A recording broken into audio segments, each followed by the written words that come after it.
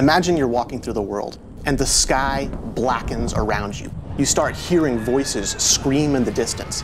That's when you know a zone-wide event's coming. You better get some friends, you better get some people you don't even know, and you better be prepared for this.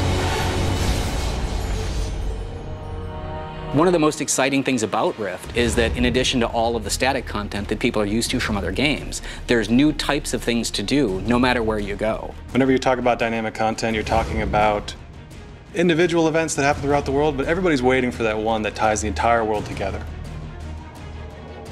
You've seen rifts and you've seen small-scale invasions, but a zone-wide event literally takes over the entire zone. We're talking hundreds of players together.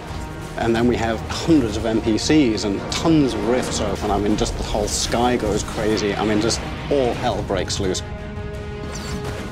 So it is very important for us to listen to our players, and we absolutely do. People said, we'd really love an open grouping system so we can get together in these raids a lot quicker. And that's exactly what we did. When you finally, you reach the biggest things in the game, you see a Colossi, you're not going to think this is a solo encounter, this isn't something I can do alone. You're going to want to run back down, you're going to want to grab everybody you can, you're all going to want to jump on that thing together. We are offering dynamic content in a way that no other game is, because we are giving players direct control. Ancient Wardstones are like a content pinata. This is your way to interact with the world and drive the game and make it do what you want it to do. The most immediate impact the player is going to see is going to be in the quest hubs themselves. Doing the quests upgrade the hub. By turning on one of the Ancient Wardstones for your faction, you are turning it off for them. It's a really fun part of the system. You get to go over there, blow up the other guy's Wardstone, and then take it for yourself. I get new content, I get new loot. You've hit cap, you've done tons of rifts, you've seen the mechanics of them evolve over time, you've fought back 1,000 invasions and killed every foothold you can see on the map. So what do you do now? What we want you to do is we want you to go find the expert rifts and the raid rifts. Not only are the rifts bigger themselves, but the types of things and the number of mechanics and objects that we're spawning in, it's just magnified. So while we require sort of an elite crew, we also want to make sure that anybody else shows up when they see these things in the world, can help out, can help the fight, can jump in and still get the contribution rewards they've been accustomed to getting.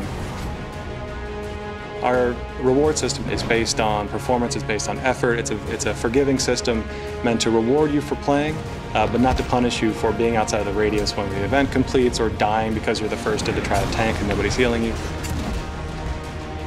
The best reward you get out of our dynamic content is the planar focus. And this is essentially an item which has this number of slots associated with it, and you're going to be able to get essences from doing planar content. They can power up abilities you already have or give you new abilities.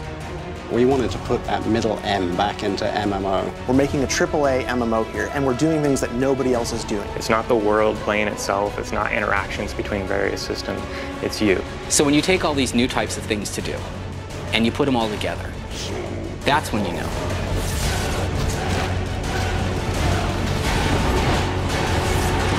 This is Rift.